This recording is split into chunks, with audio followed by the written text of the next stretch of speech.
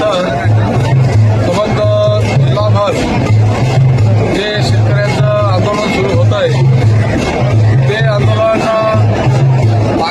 पाणी प्रश्नावरती, वन जमिनीवरती, त्याचबरोबर शेतकऱ्यांचे जे काही इतर योजना आहेत ते त्या शेतकऱ्यांना मिळत नाहीत, त्याच्यासाठी हे आंदोलन सुरू होत आहे.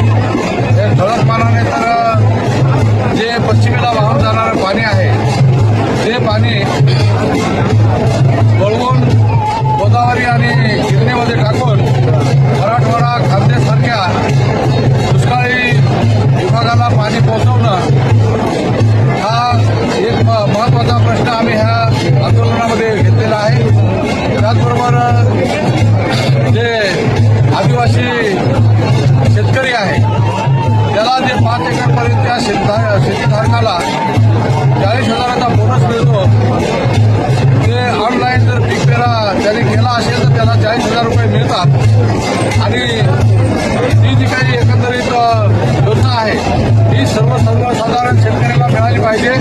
त्याचबरोबर नवीन वनपट्टा धारक आहे त्याला सुद्धा ती मिळाली पाहिजे. याच्यासाठी या आंदोलनामध्ये प्रश्न तो उचललेला आहे.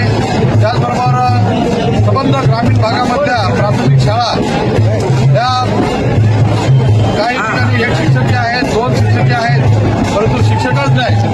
काही ठिकाणी शिक्षक आहेत, शाळागृहच नाही. आणि अशा प्रकारे संबंध ग्रामीण भागातील, मग तो आदिवासी असेल, बिगर आदिवासी असेल, त्या ग्रामीण भागातील विद्यार्थ्यांचं, नव्या पिढीचं अत्यंत मोठ्या प्रमाणामध्ये नुकसान होत आहे. आणि तो त्या मुलाचा अधिकार आहे, जन्मसिद्ध अधिकार आहे, आणि हे सरकार तोच पायदळी पुरवत आहे. याची पण मागणी घेऊन आम्ही सरकारपुढे जातोय. असे अनेक प्रश्न आहेत आणि त्या प्रश्नांवरती आम्ही सरकारकडून फक्त सकारात्मक अशा प्रकारचा निर्णय घेतल्याशिवाय परत येणार नाही, अशा प्रकारचा आमचा निर्धार आहे.